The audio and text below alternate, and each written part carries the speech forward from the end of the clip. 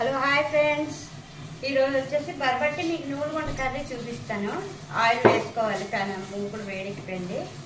ఇందులోనేమో ఆవాలు, మినపప్పు, శనగపప్పు, జీలకర్ర, పోపు, ఎండుమిరపకాయలు కూడా వేసుకోవచ్చు ఫ్రెండ్స్.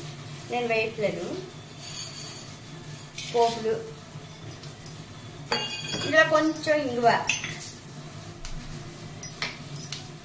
బర్బట్టీలు ముక్కలు చేసుకుని వాష్ చేసాక ముక్కలు చేసుకుని శుభ్రంగా బాయిల్ చేసుకున్నాను ఫ్రెండ్స్. ఉప్పు పసుపు వేసి డైరెక్ట్గా ఇలా పోపు పెట్టేసి అవి ఇందులో వేసి నూనె కూడా చల్లడమే.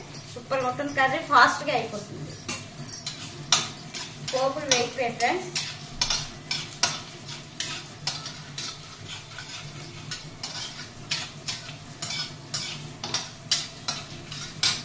ఇప్పుడు ఇందులో కరివేపాకు,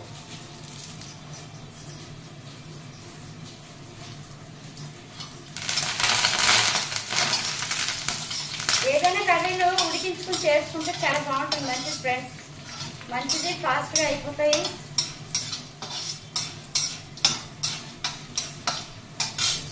ఇదిగో ఫ్రెండ్స్, ఉడికించేసుకున్నాను. బర్బట్టి ఉప్పు పసుపు వేసి ఉడికించేసాను.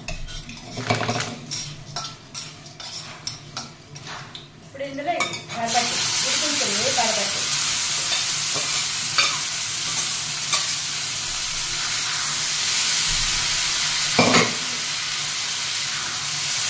2 నిమిషాలు ఫ్రెండ్స్ కర్రీ.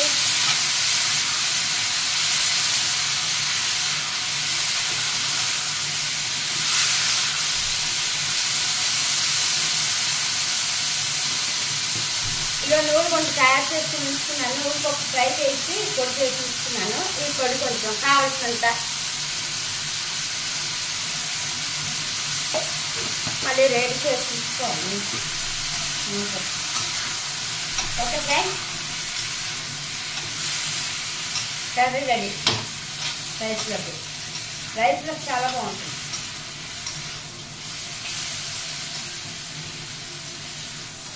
బర్బట్టి నూనె curry ready friends. Okay, thank you.